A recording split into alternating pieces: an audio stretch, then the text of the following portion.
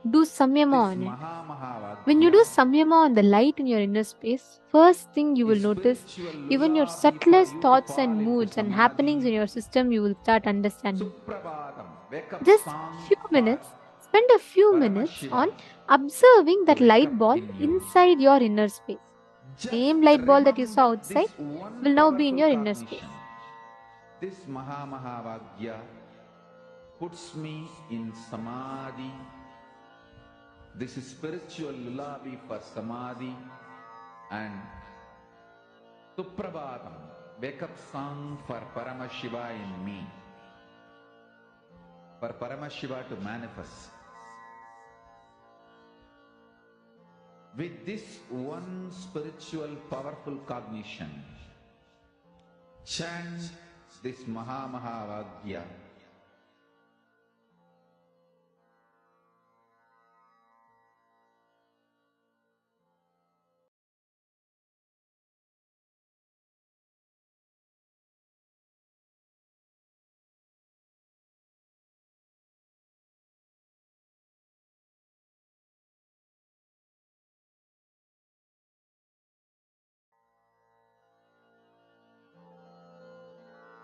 Mahavagya, spiritual lullaby for samadhi, and Suprabhatam, wake up call, wake up song for Paramashiva, for Paramashiva to manifest.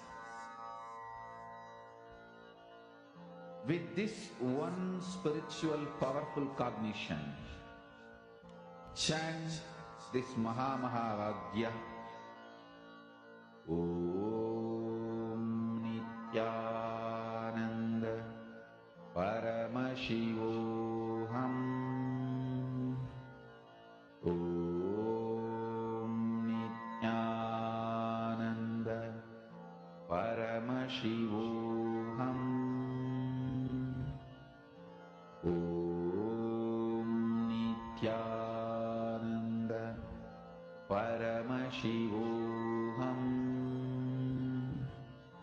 Om Nithyananda Paramashivoham.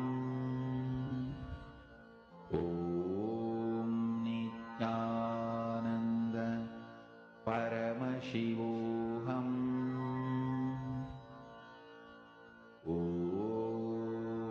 Nithyananda Paramashivoham.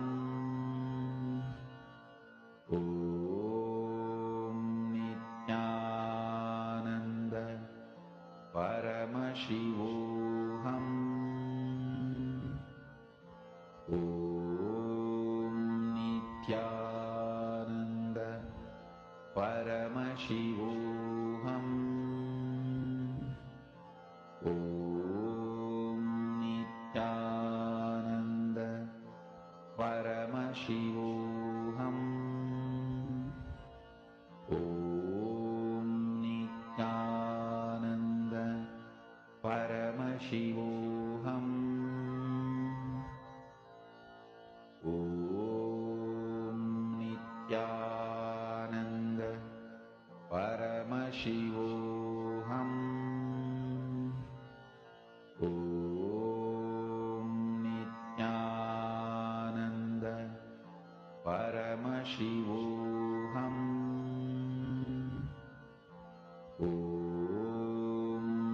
Nithyananda Paramashivoham. Om Nithyananda Paramashivoham. Om Nithyananda Paramashivoham. Om Nithyananda Paramashivoham. Om Nithyananda Paramashivoham. Om Nithyananda Paramashivoham.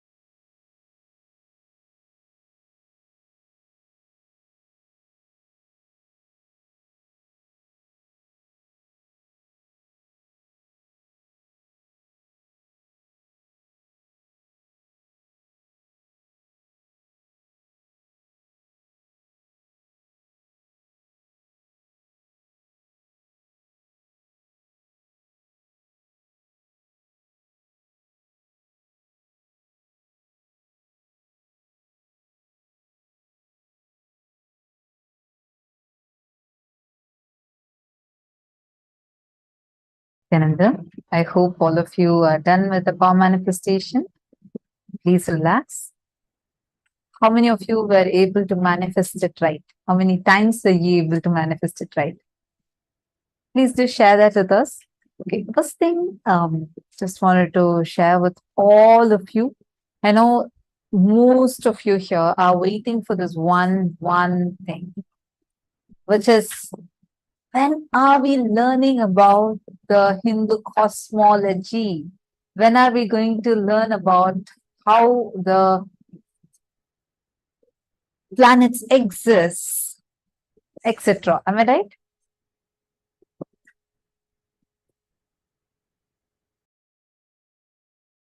How many of you are waiting for this one session? Because that session is going to start in just a few more minutes.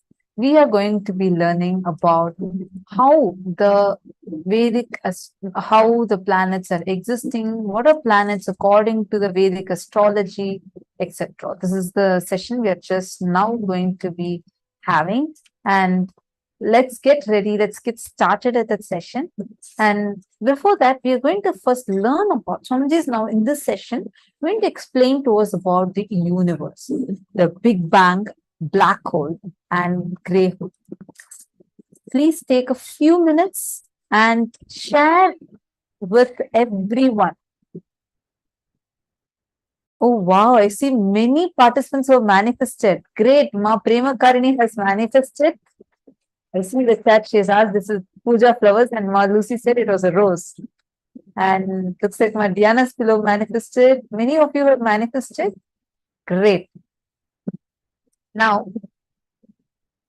this session, we are going to learn about Vedic astrology. So I request you all to take a few minutes and invite your friends and family members who you want them to be here. Please, can you all take a few minutes? I'm actually going to give you a few minutes and you can share with them and request them to join immediately. And please, can all of you post in the Facebook? Take a few minutes. I request all the participants to please acknowledge this. If you are doing this process along with us, it's very, very important. Like I know we have been emphasizing since morning, I think multiple times, for you to invite your family and friends, because it's that important that they do not miss out on this amazing blessing that they have. It's too important that they attend the full program and they are able to receive this amazing boon that which Swamiji is offering through this program. So please take a few minutes and share this. You all are posting on your social media platforms.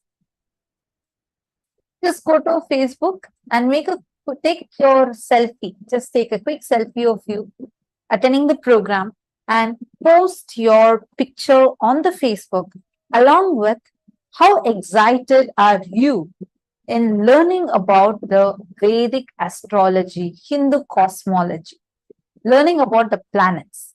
How excited are you? Please take a few minutes, go to Facebook now and post it. Who all are posting on Facebook? Please, can you all let me know in the chat, please?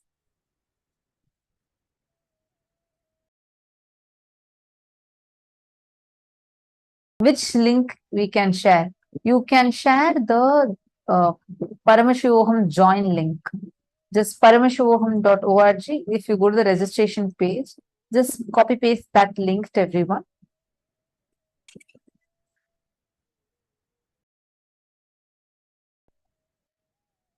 Okay, thank you, Ma Lucy. She's going to post on Facebook. Ma Nithyananda Jnana Yogini will share on Facebook now. Great. Who else is going to be sharing on your Facebooks? Quick, all of you take a few minutes and post it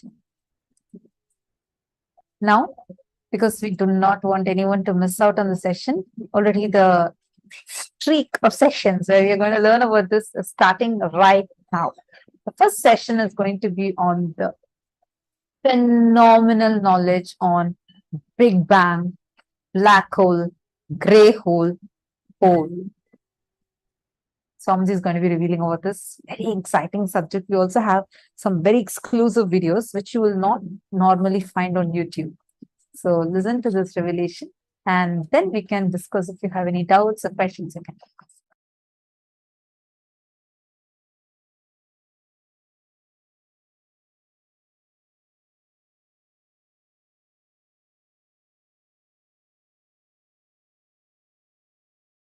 Listen. Paramashiva introduces himself as he is in Vedas and Agamas and Puranas.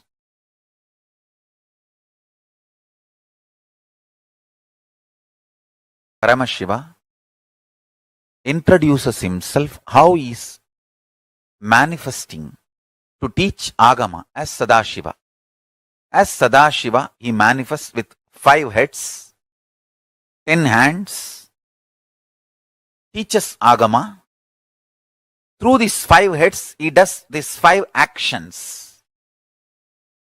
Manifestation. It's called Srishti. Manifestation. Then Sthiti.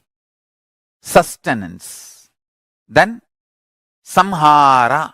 Rejuvenation. Then Prabhava. Pulling out of delusion.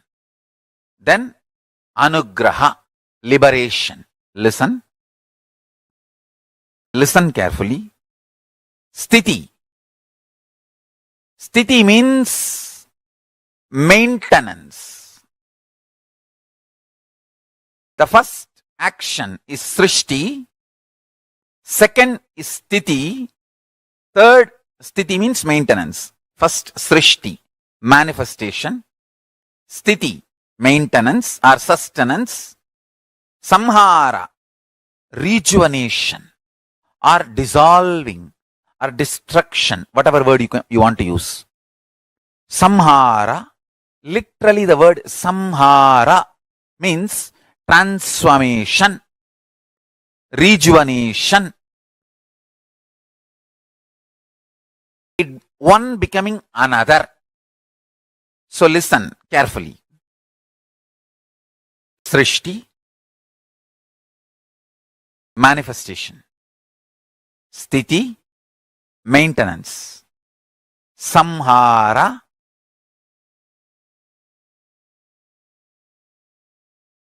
rejuvenation.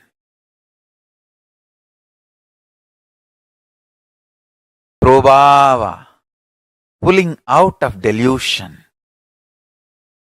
Anugraha, liberation.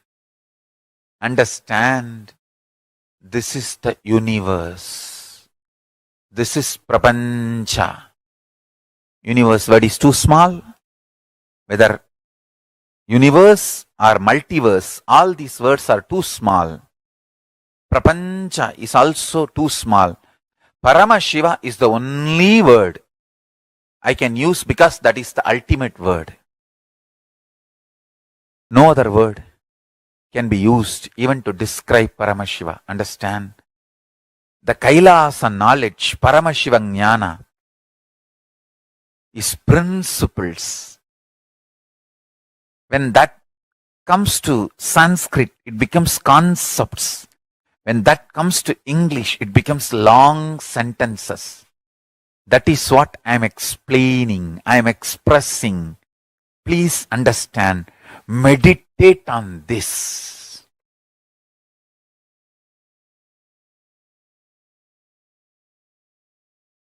The space, extreme heat and extreme cold together.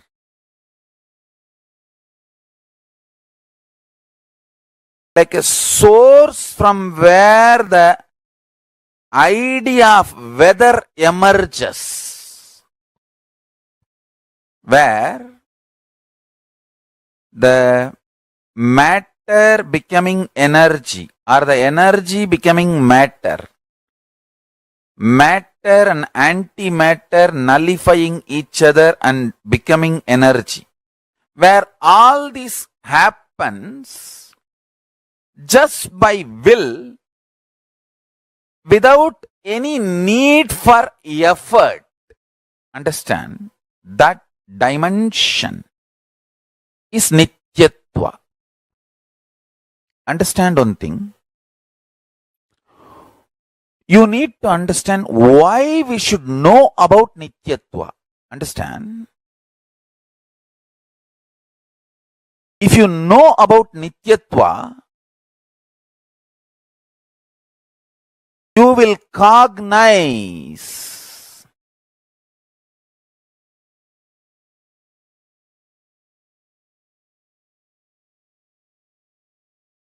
the basis foundation of your existence is Nityatva.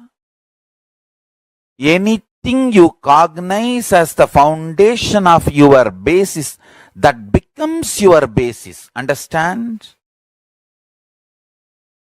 Because you strongly believed length, breadth, depth is your foundation. That is the fundamental principle on which you exist. You are pushed into this length, breadth, depth dimension. If you decide to cognize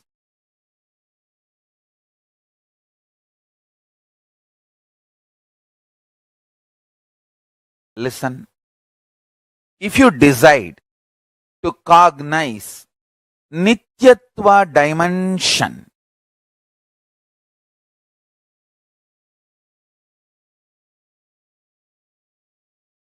your inner space will be so beautifully attracted to that Nityatva dimension.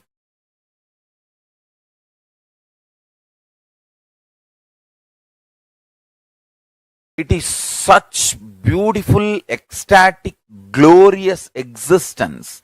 By knowing about it, you will be attracted to it. That is the beauty of it. Energy becoming matter, matter becoming energy. Anything becomes anything. Big Bang becoming black hole becoming Big Bang. Creation, maintenance and rejuvenation, all this happens in that Nityatva space just by will, without any effort. The effortless existence zone. To establish yourself in that effortless existence zone, you just need a simple cognition, understanding, conviction about that space existing in you. Like a length, depth, breadth, Nityatva is one of the dimension of the universe. Listen. Like a length, breadth, depth, time, space, Nityatva is one of the dimension of the universe. Sivaparamburulin Sitta Suddha Sugabodha Jnanasanam Nityatvam. சித்தாந்த சைவத்திலிருந்து இந்த statement சொல்றேன், நல்லா புரிஞ்சுக்குங்க. In Siddhanta Shaivism tradition, Saiva Siddhanta tradition, Nityatva is considered as the seat of Paramashiva.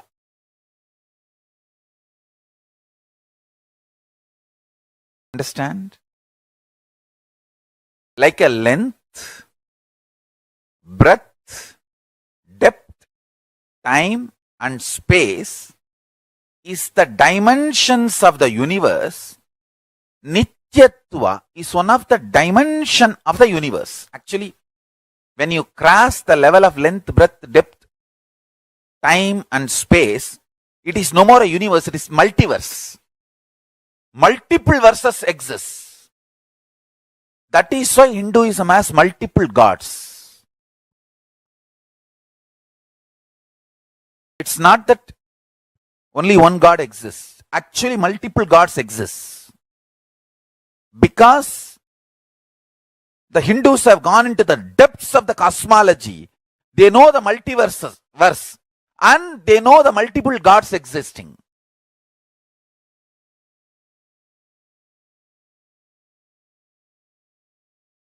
Many people who are working to understand the secrets of the universe try to raise a doubt. When there is so much matter generated during the Big Bang, why so much antimatter is not generated? The question is wrong. Please understand. Matter and antimatter is always in balance. If any one gets imbalanced, immediately the Big Bang or black hole has to happen to balance it. Understand? Overflowing matter, overflowing antimatter need to be in samana for maintenance, means sthiti. Please listen carefully. From the influence of the antimatter, matter manifesting is Big Bang. From the influence of the matter, antimatter manifesting is black hole. If there is a sustenance, life perception, matter and antimatter is balanced, enough and equal amount of antimatter also is produced when matter is produced. Antimatter means, listen carefully, Paramashiva clearly defines all the thought currents, emotions, patterns, which is there in all of us, which is responsible for our functioning, but which is not perceived as material, is antimatter. Listen. Which is there in all of us, patterns, emotions, thought currents, feelings, experiences, which is responsible for our functioning, our existence, which matters for our existence, but which is not perceived as material, is antimatter. Enough quantity of antimatter also is released along with matter. Person who understands antimatter matters for life starts making the cognitions related to antimatter. I tell you, how much you avoid poison, poisonous food, toxics in your system, that much you need to avoid toxic patterns and poisonous patterns. But unfortunately, you always recognize matter as existence and never recognize antimatter. You don't give the due right to the antimatter in your life and fail, land in accidents and collapse. If you cognize the higher reality about the antimatter, your life will be a powerful manifestation of completion, fulfillment, higher form of existence. Understand? The first powerful cognition you need to cognize, whatever you perceive as matter, existence of your life, equivalent amount you need to perceive, cognize the antimatter component of your life. Antimatter, avyakta, unmanifest, drives the matter. Antimatter is the energy source of the matter. The avyakta manifests as vyakta, and avyakta continues to be the driving force of the vyakta.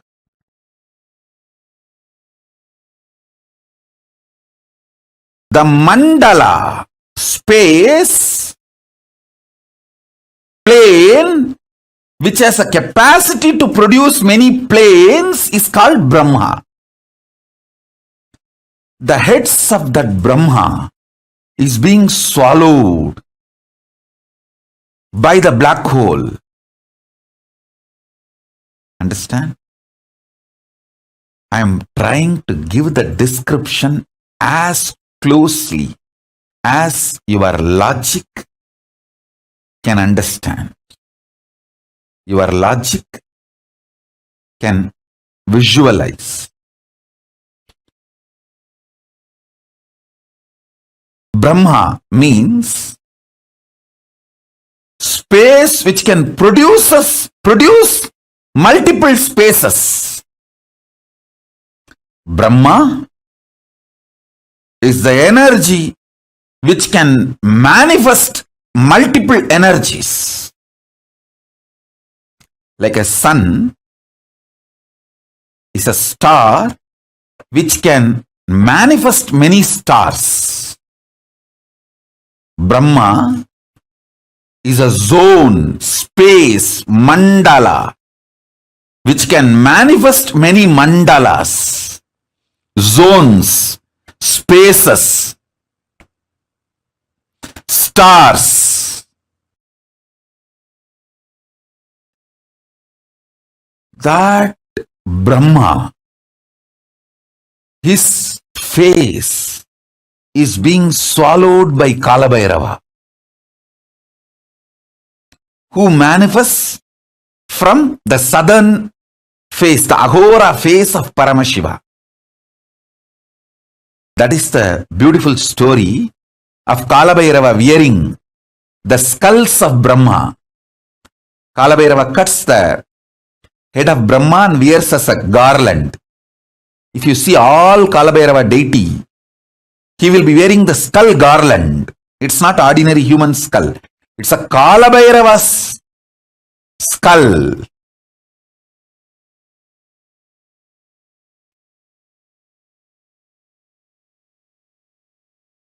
Brahma's skulls. Kalabhairava's skull mala is made of Brahma's heads. It's not ordinary human skull mala. He is wearing Brahma Siras, Brahma Siro Maladari.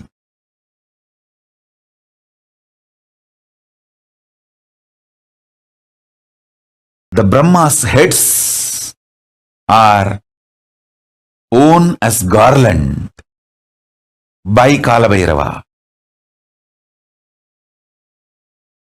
Deeply listen. Paramashiva, his five-phase creation, sustenance, rejuvenation, putting in delusion, liberation. This five-phase, Srishti, Sthiti, Samhara, Tirobhava, Anugraha. In this five-phase, the Samhara, rejuvenation phase, from that manifests Kalabhairava, cosmic black hole that swallows Brahma's heads, Brahma Kapalas. Paramashiva, as Kalabhairava, wears the garland made of Brahma's skulls. What is the Brahma's skull, Brahma's head? The star which produces stars is Brahma's head. I'll narrate a story. Understand the truth behind the story.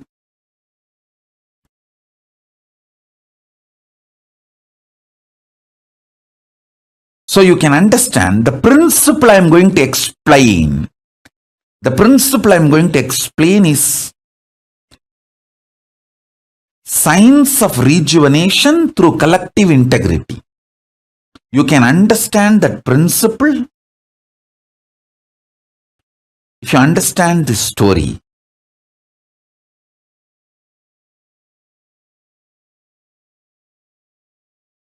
All of us know Paramashiva gave Sudarshana Chakra to Vishnu. O Parandama, forgive me. In any way, I portray you,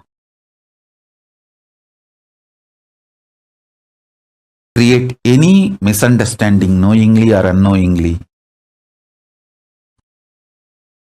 I'm just trying to narrate the story of Kailasa in the human language, which is very inadequate.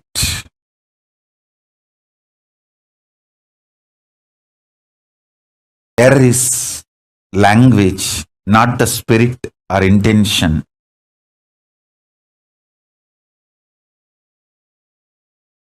Listen to the story.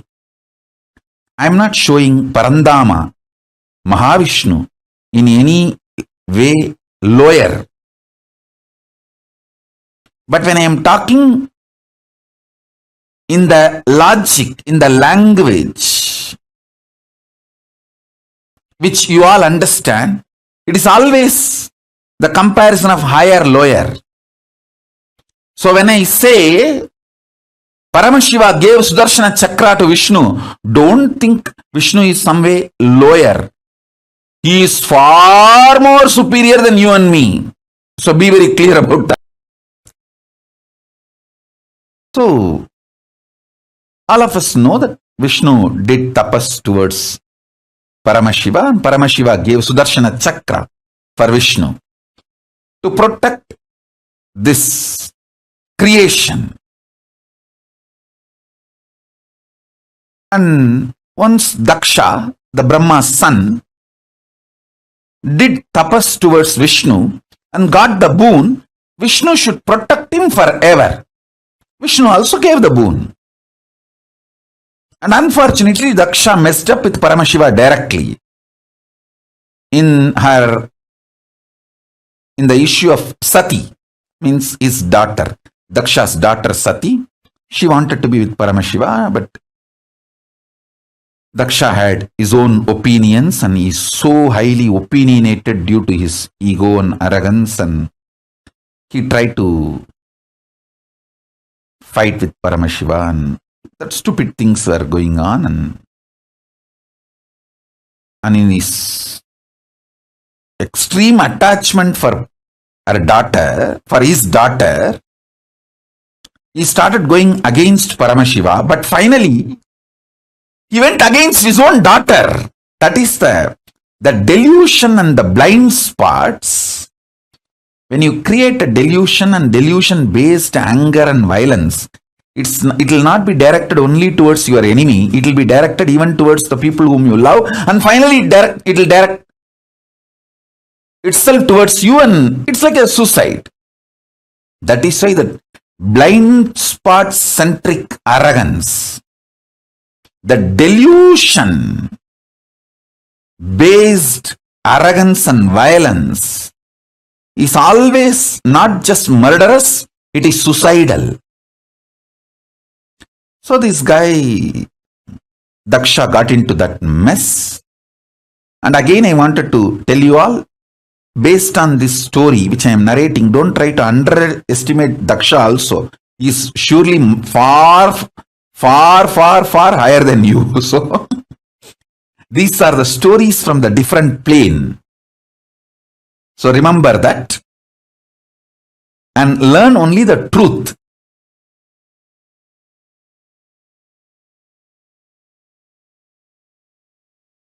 Learn the truth that you should not get into the deluded arrogance and deluded violence and deluded vengeance. Learn the truth and don't try to judge Daksha. Anyhow.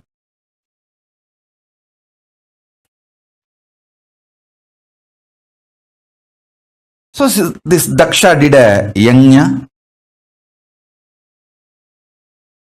disrespecting Paramashiva without offering the offerings to Paramashiva. Sati came directly, Parashakti came directly to teach lesson to Daksha, but unfortunately Daksha not only did not listen.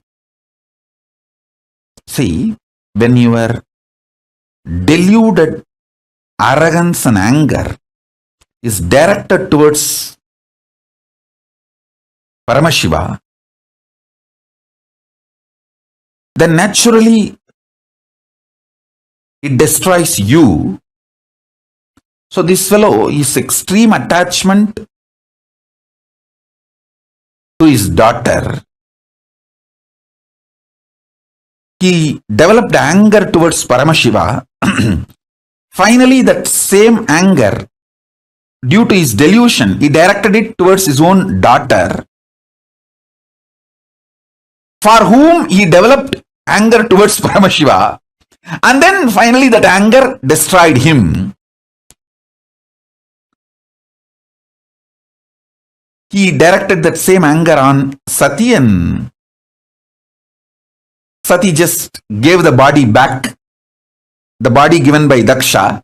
She just threw it back, because Daksha prayed to Devi Parashakti and begged for Parashakti to come down as his daughter. But the fool has forgotten.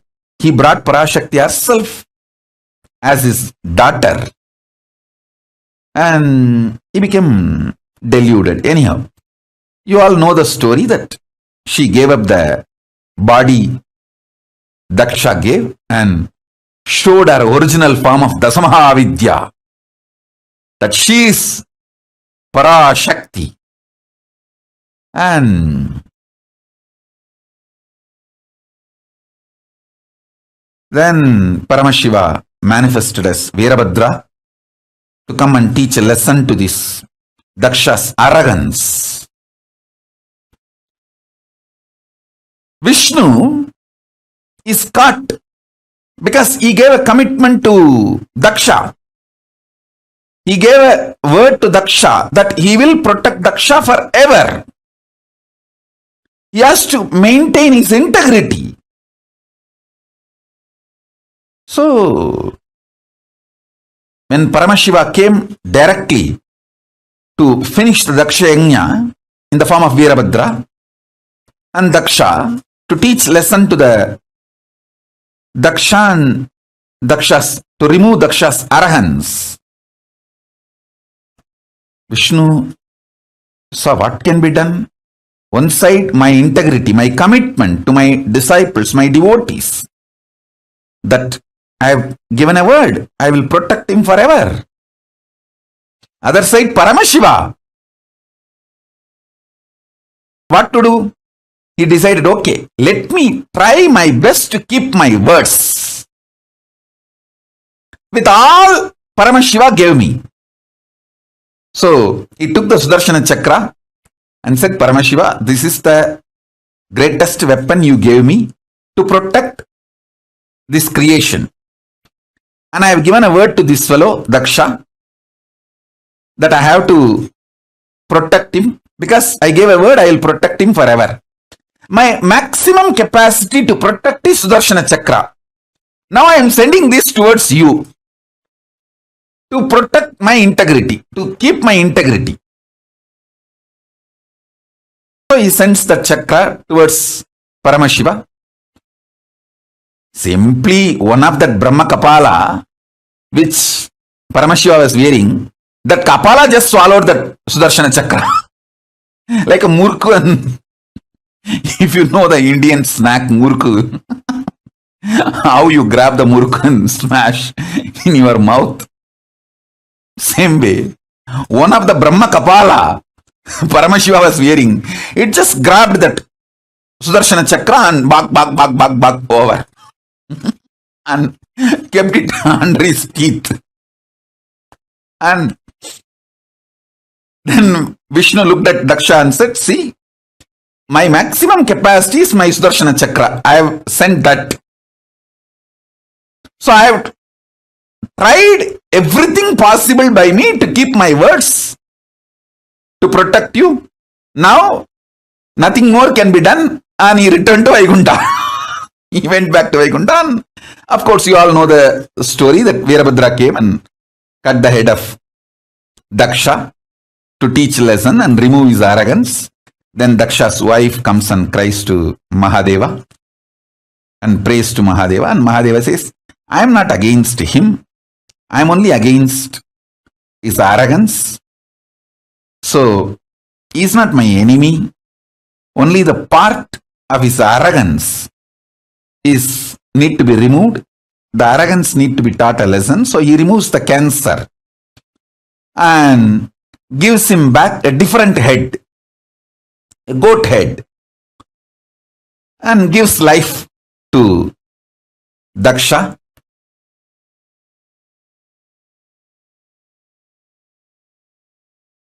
This story has a very deep significance. Women's Muladhara Chakra, man's Sahasrara Chakra. This too is the source for a child to manifest. So, it is this fellow's arrogance, from that biomemory, Sati's body also had one component. That is the reason Sati gave up that very body. So naturally, if his head is punished, that is enough. He doesn't need to lose life. You all need to know, life is prior to body and it will continue to exist even after body. The beauty of studying Hindu Puranas, it is not just history, it is principled, philosophically defined, real history. All of you need to know. That is why only if you understand the philosophy, you will understand Hindu histories are far more true, factual, real, right than the so-called modern human histories.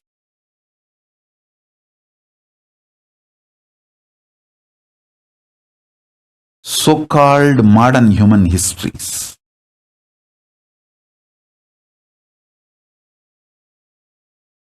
So if you study even one Purana, you will understand all the major cosmic principles and truths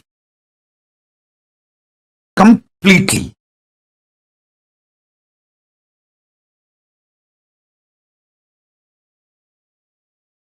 It's a very powerful revelation, very powerful truth.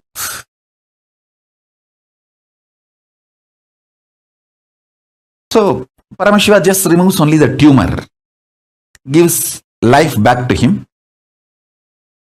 with a goat head, and the story goes.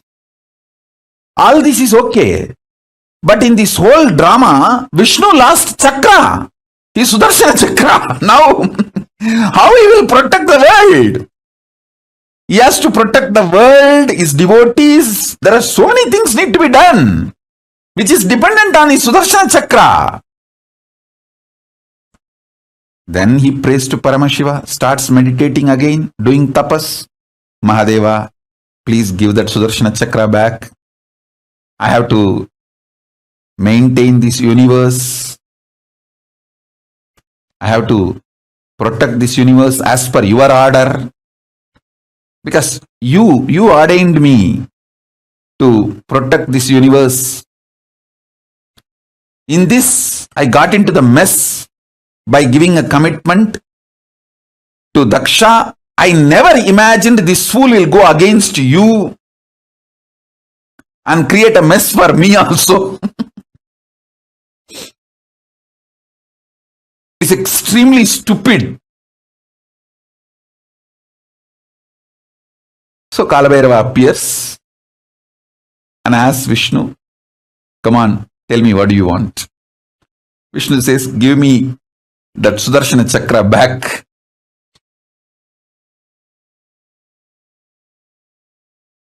And Mahadeva just looked on the skull garlands he was wearing. Hey, where is that Sudarshana Chakra? Who is having? One skull said, I'm only having it's in my teeth. I just grabbed it because I was the nearest one. When the chakra was coming, I just grabbed it and it's in my teeth.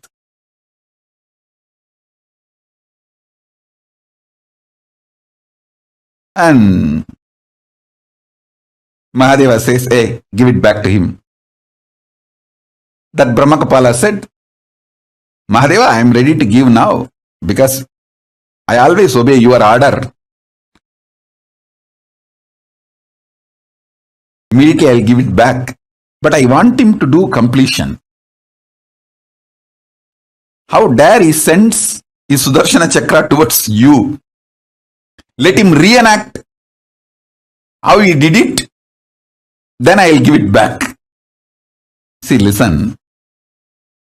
Without the background music, you see anyone's dance, it not only it lose the context, you will laugh like anything. Without the background music, if you see anybody's dance, you will laugh like anything because it will look like a joke, comedy. Same way, without the emotion, see, when somebody acted out of anger, without the anger, same emotion, same spontaneity, if that person acts out the same thing, it will look like a comedy.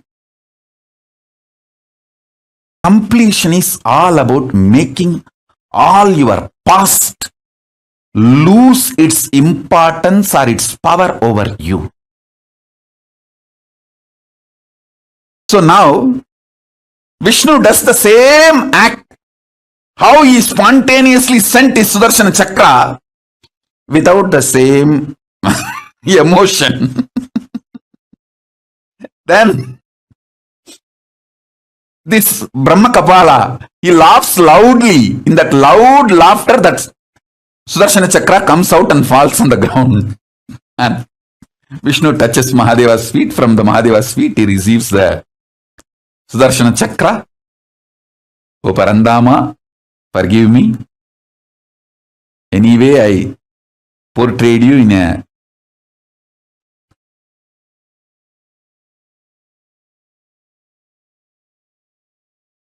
dim light.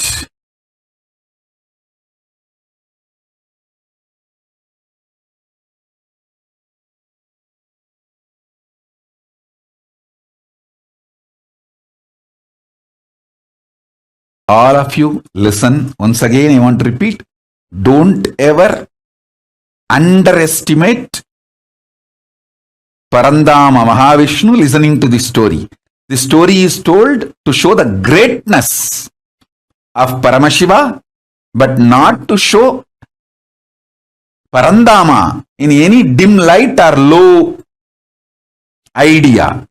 So be very clear. Understand the principle.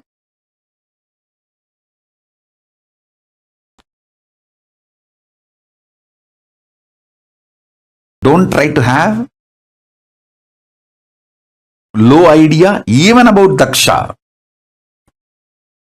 So these cosmic stories, just understand the principle I am trying to convey.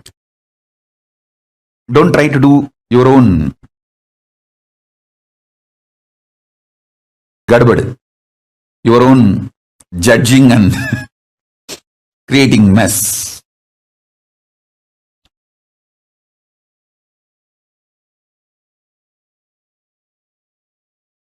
In Sati's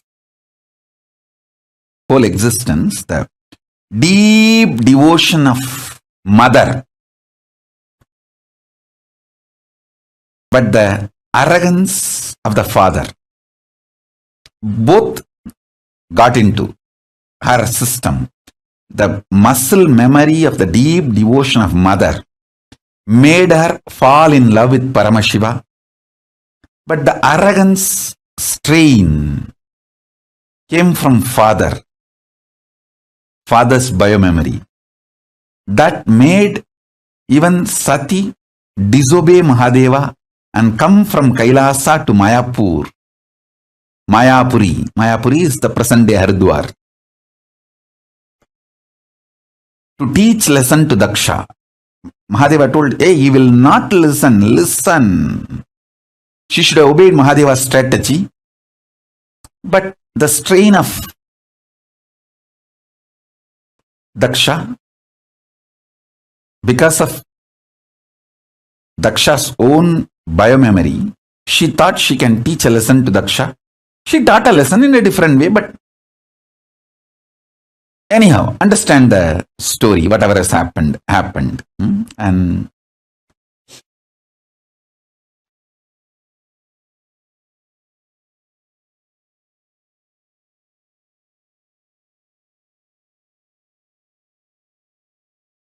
the multiple important truths you need to understand. Even if the black hole swallows, the thing swallowed by the black holes does not die. It continues to exist in a different plane. For example, if the Brahma's head is cut off, it is supposed to be dead. That's why the world calls it as a skull. But that skull is not dead. It is so powerful even to swallow the Vishnu chakra. Sudarshana chakra like a muruk snack. So listen carefully.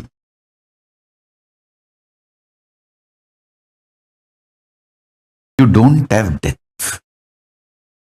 There is nothing called destruction. I am only saying, die after realizing there is no death.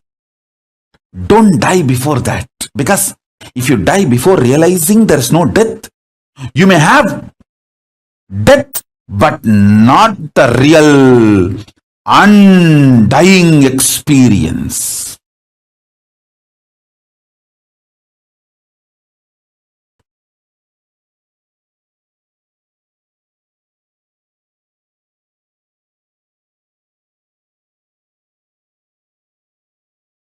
Listen carefully. Even if you die by being with Guru, he will show you the undying component of you when your body stops functioning. Even your death will be liberation. If you die without Guru, you may have death, but not the liberation or realization of undying during the death. You will be just born again and again. See the first level truth, which I told, that's the description of the scene where the face of Aghora, of Paramashiva, manifests Mahakalavhairava, and like black holes swallowing the big bangs, Brahma's heads, Kalavhairava swallowing the Brahma Kapalas and making garland of Brahma's skulls for him. Understand, that is the most beautiful Dhyana sloka in English for Mahakalavhairava. If you have some photos released by NASA, how the black holes swallow the big bangs, just see exactly that indescribable way. Mahakala Bhairava with the Brahma Kapala Malas, the skull garland of Brahma Kapalas, the multiple Big Bangs swallowed by the large black hole. But the Big Bangs are not dead. They are all there as garland, alive and more powerful, even to swallow Vishnu's chakra, Sudarshana chakra. See, Brahma is son of Vishnu. The sun's head, because it is owned by Paramashiva, is capable of even swallowing the father's weapon like a snack and keep it inside his teeth.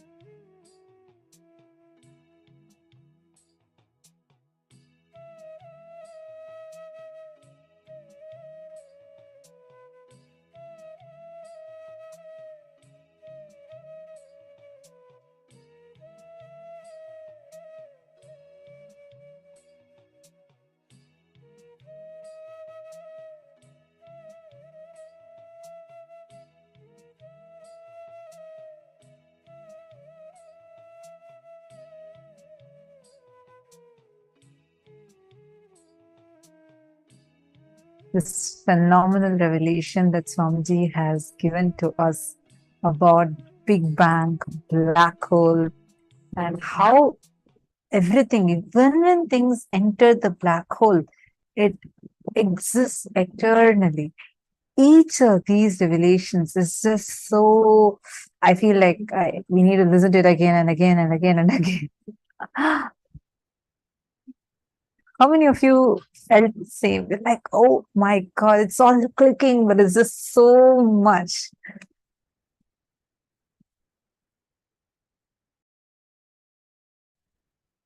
Right? Ma has posted, this satsang is way too intense, full upgrading that it needs to be listened various times with full awareness. Thank you, Swamiji, for such great revelations. I think it's like, wow, like I felt my brain is just expanding when I'm listening to this, especially when Swamiji said, right, about how Brahmakapala is star that creates multiple stars, like numerous stars. And about the whole narration, it's like, wow, it's beyond your comprehension even. How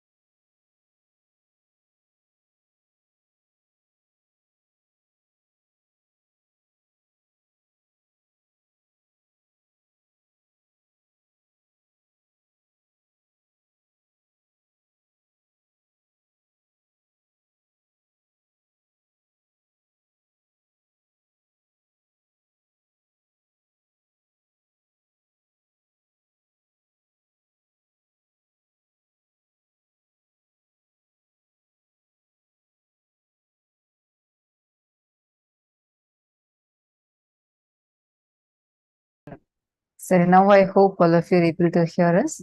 I'm sitting in between your lost audio for a brief few minutes. So this understanding about black hole, V hole, gray hole, it's like you need to listen to it multiple times. The Big Bang is where the creation happens. I request all of you to please take a moment to have a look at this slide. Big Bang is where the creation, birth happens. Black hole, destruction, where the death happens. V hole is the Vishnu energy of sustenance, which is life between birth and death. And if you want to postpone black hole happening in your life, start celebrating more, you will have access to more dimensions and realms of the cosmos and consciousness. Grey hole is a tirobhava or delusion where things are not as you perceive them to be. And next is whole, WHOL. This is the anugraha, the liberation, where you become the whole or you realize that you are the space of whole. Actually, this whole revelation was so profound. Humanity is still so stuck with trying to understand black holes and big bangs, and here Swamiji has mapped the whole Panchakrityas with the cosmos. Here Swamiji has gotten us with into understanding about grey hole, V hole, and hole. See, I always used to think whenever Swamiji used to tell about this Panchakritya, I used to think like, how is it very relevant in our life, right? Like, okay, Paramashiva is doing Panchakritya, but why Swamiji gives so much of like importance? I mean, Swamiji reiterates continuously about Panchakrityas. So I always used to wonder. But then I realized how when Swamiji was explaining about these, Swamiji explained how this exact function that you see,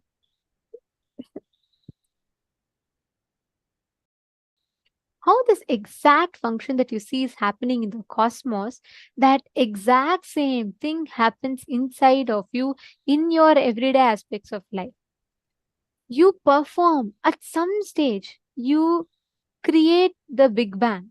At some stage, there is black hole happening in your life. At some point, there is gray hole, V hole, and hole. We apply experience, go through these constantly in our life.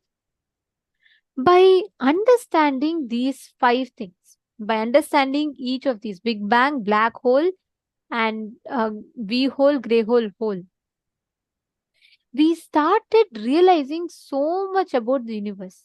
If you completely understand about V hole, gray hole, hole, actually, not only our understandings about the universe, our understanding about ourselves, clarity about why we exist the way we exist, what exactly is the purpose of our existence, the purpose of the existence of consciousness, we can realize. Swamiji tells this whole thing is not just to know what is happening up there, you will also know what is happening in here. You will know both. It will not just be one. It will be like the whole experience will happen inside you.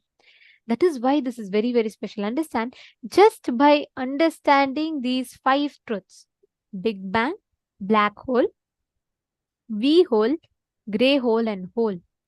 When you understand each of these, you will start cognizing the existence of Paramashiva even through each of these, how he performs the Panchakrityas. The whole thing will become an experience for you. Very easily, you will be able to experience it. From the influence of the antimatter, matter manifesting is Big Bang. From the influence of the matter, antimatter manifesting is black hole. Isn't that cognition so beautiful? See, when the antimatter impacts, creates matter, the universe is created. That's what we say, right? From like nothing, the whole reaction happens, the chain reaction happens, and the Big Bang happens. Like, there's a huge explosion, Big Bang. Now, from that, the explosion disintegrating, and becoming the matter getting converted into antimatter and manifesting is black hole. So all thought currents, emotions, patterns, which is there in all of us, which is responsible for our functioning, but is not perceived as material, is antimatter. All the thought currents, listen very carefully, all the thought currents, emotions, patterns, which is there in all of us, responsible for our functioning, but which is not perceived as material, is antimatter. Swamiji has given such a beautiful explanation about it. I request each of you to type out these 5 things: Big Bang, black hole, V hole, gray hole, and hole. Can each of you please type out these 5 and post in the chat the definitions of these 5? I'm projecting the slide as well. You all can read the slide for help.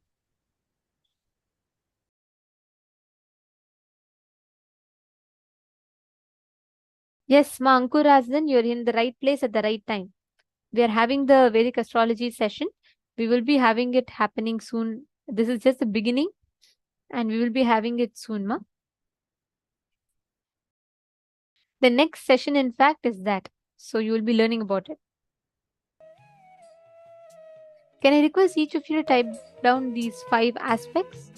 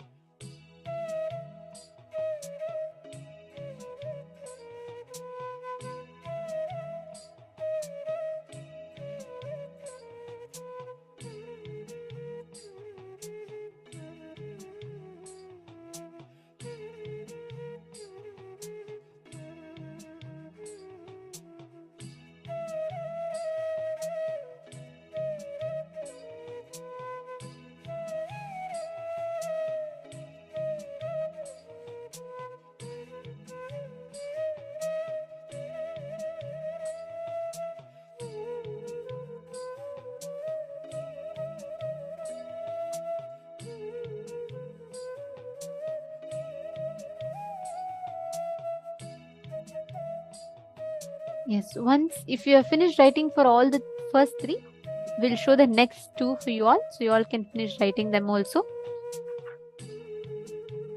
So Big Bang, black hole, V hole, grey hole is over. Next is hole. Hole is Anugraha. Can all of you type Anugraha as well? So all the 5 are typed. Once you type, you all can post it.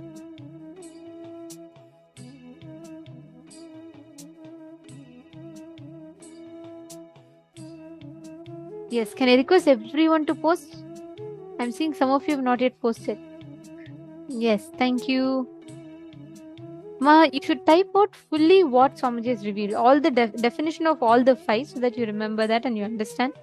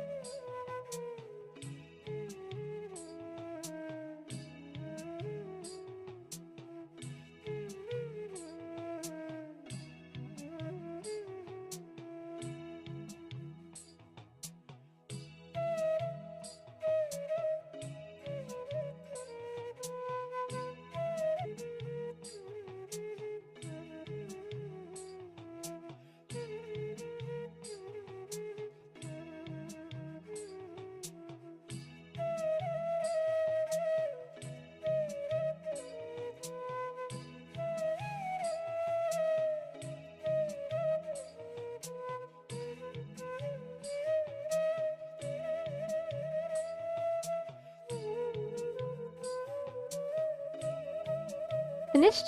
Okay. Now we'll all enter into the next part of the exercise.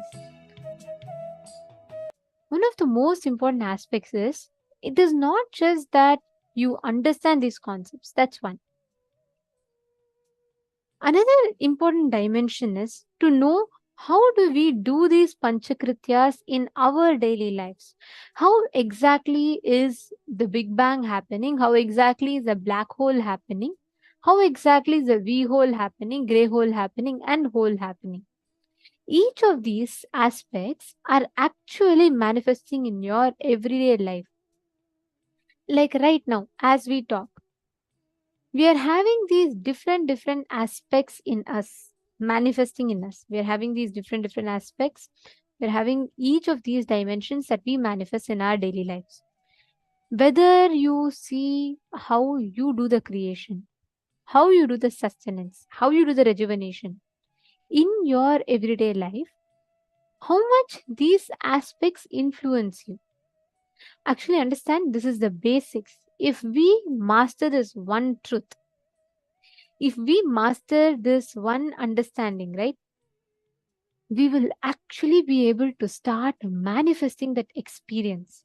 If you just click with this one powerful cognition, you will realize how the truths of the cosmos is personally, practically applicable to you. And I also just wanted to mention, see, all the participants that are here, I know many of you are still eagerly waiting. Oh my God, today we have especially the gifts, right? Like we had mentioned earlier, you are going to be receiving the gifts of personalized Jyotisha based books, the astrology books, and very amazing revelations. Like as we see, we already started having. I just have one recommendation for all of you. Ask as many questions as you have. Please post it, discuss it. Only that would take this truths more and more deeper. I know participants that are sitting here with us right now who have literally not missed since the time we started the Paramashivam level 3, Paramashivoham, and this Paramashivam level 3, like throughout, without missing a single session. There are participants who are attending. And every time I see them having multiple deeper and deeper level clicks, because each time you hear it, you're going to have a completely new click. So I request every one of you to please participate intensely, post your questions, and we will also try our best to answer your questions. Because see, everything that we're learning, all of these are like really far advanced, right? So you can, of course, post your questions and interact more. That will help you the best way to receive these cognitions more deeply in you. May I request all of you to take a few minutes and please share on your social media platform about what exactly you learned. Yes, Masalananga, I have been seeing you since last so many seasons. How do we use this understanding to know our purpose? Vinutha Nagaraj, first thing, just start. This session is more of you having to internalize these cognitions. The moment the understanding about the universe expands, the understanding about you expands. Jiva, Jagat, Ishvara. Jiva, the cognitions you carry about the individual self. Jagat, the cognitions you carry about the world. Ishvara, the cognitions you carry about God.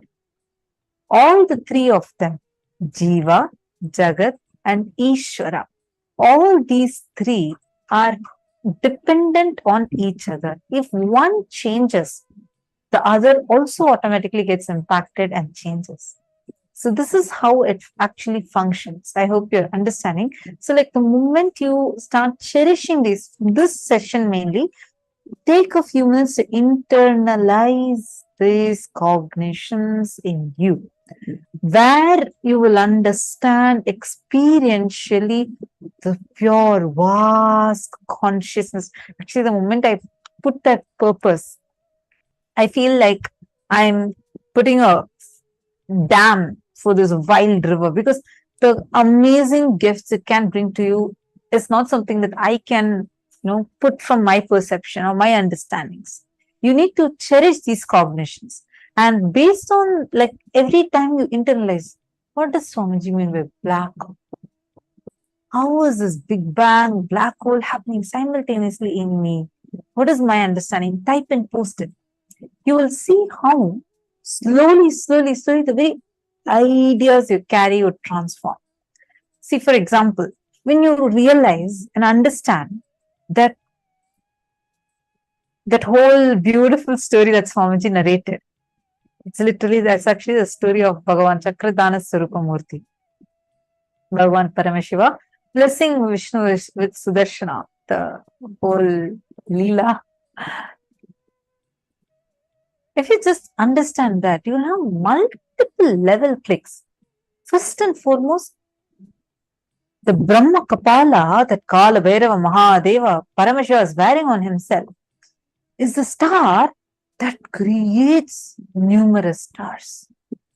And that is one of the Brahma Kapalas that Paramashiva is wearing. Not a planet, not one star, but a super mega star, like almost like a supernova that creates multiple stars. The more and more you cognize this, okay, what does that mean? This black hole, understanding of the black hole, understanding of the Big Bang is directly related to the Big Bang and black hole happening in you.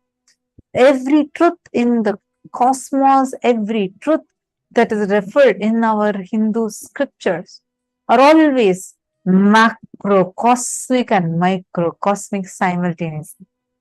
Brahmanda and Pindanda, because this is a holographic existence. Every bit of the cosmos contains the information of the entire universe. Have you ever played with a hologram? We see, right? Like usually you have a phone and then you put that hologram thing where the image appears as if it's floating in there. The information is existing within all of us and we are projecting it and experiencing it. Don't underestimate these cognitions as something that you're learning. If you treat it that way, you miss out on the main juice, main truth that it is trying to be revealing to you. Listen intensely with absolutely don't even bring your previous ideas, cognitions inside it. Just listen. Intensely listen. And you'll see its impact upon you inside of you.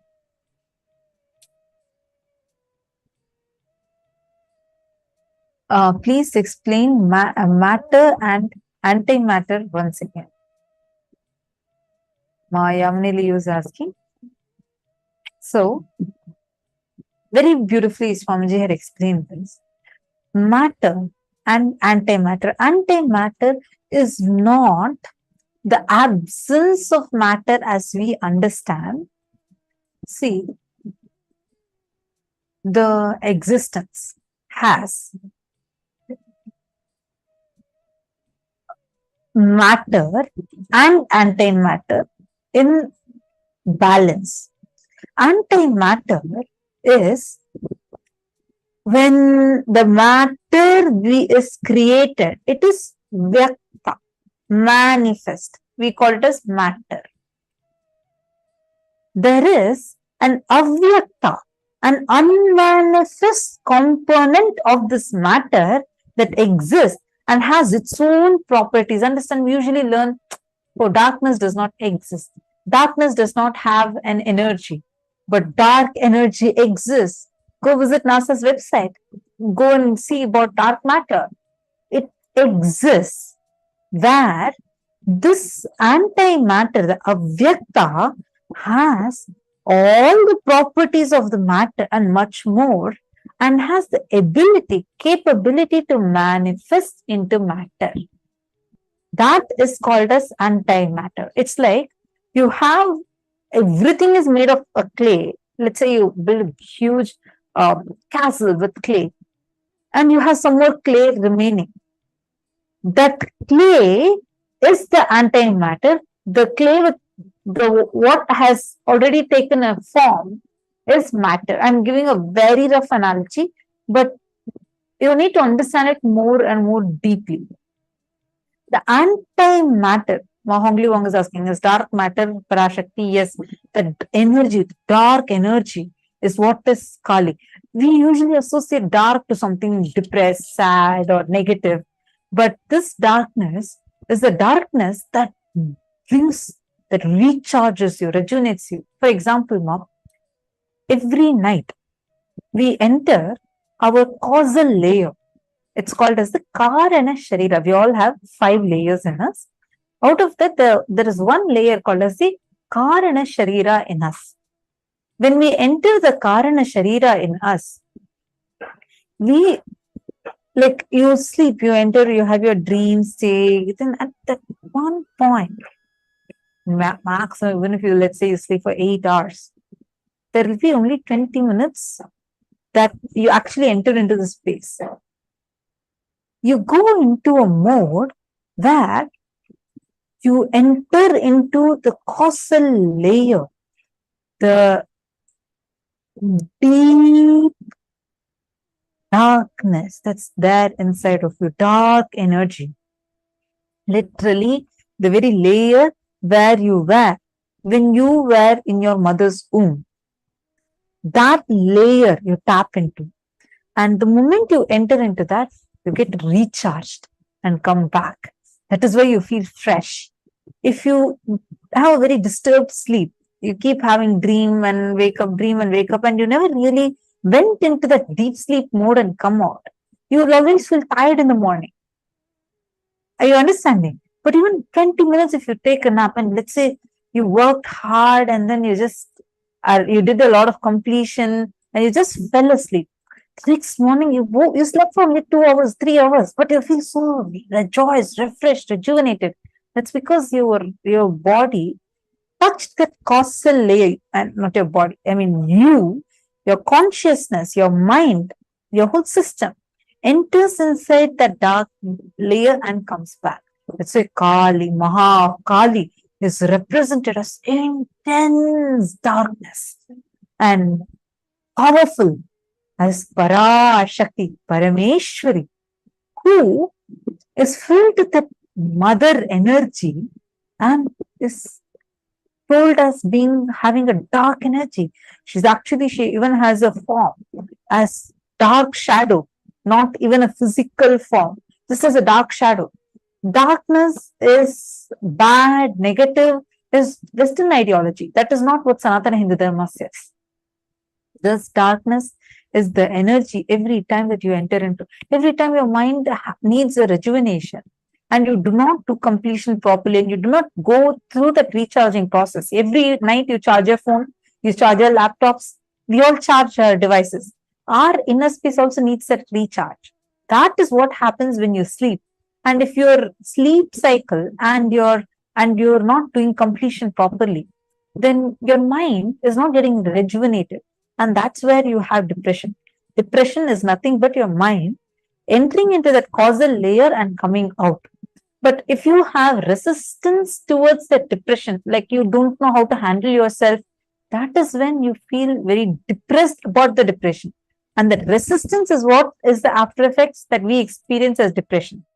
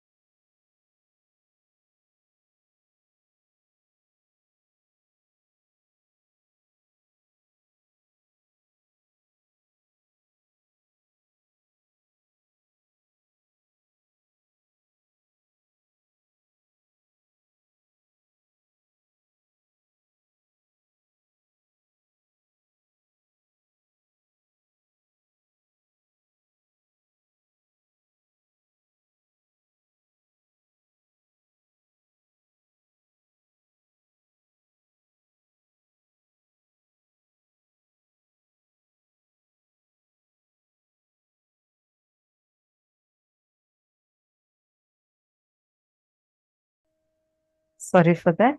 Hope all of you are able to hear me now. Mahamdivang, I hope I answered your question. And Mayamniliyu, were you able to understand, Ma?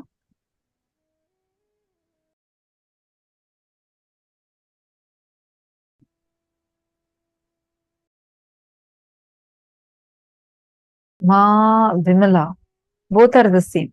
You're asking how are these Big Bang, black hole, V hole, grey hole, and hole related to Paramashiva. The Panchakriti of Paramashiva, both are the same. These are the base. Black hole is the rejuvenation dimension of Paramashiva. Big Bang is the creation dimension of Paramashiva. V hole is the sustenance dimension of Paramashiva. Grey hole is where you put into delusion and pulled out of delusion. And the whole is Anugraha. Need to cognize it. See, these cognitions are for you to, it really takes some time. Let's say if you're someone first time over here, don't worry, don't feel like, oh my God, I can't grasp any of this. It's okay if you're not getting it. Do not even worry about it. These are all advanced concepts that you are getting to learn. So feel free, feel comfortable, and Swamiji will make sure you're experiencing it. So don't even worry about it.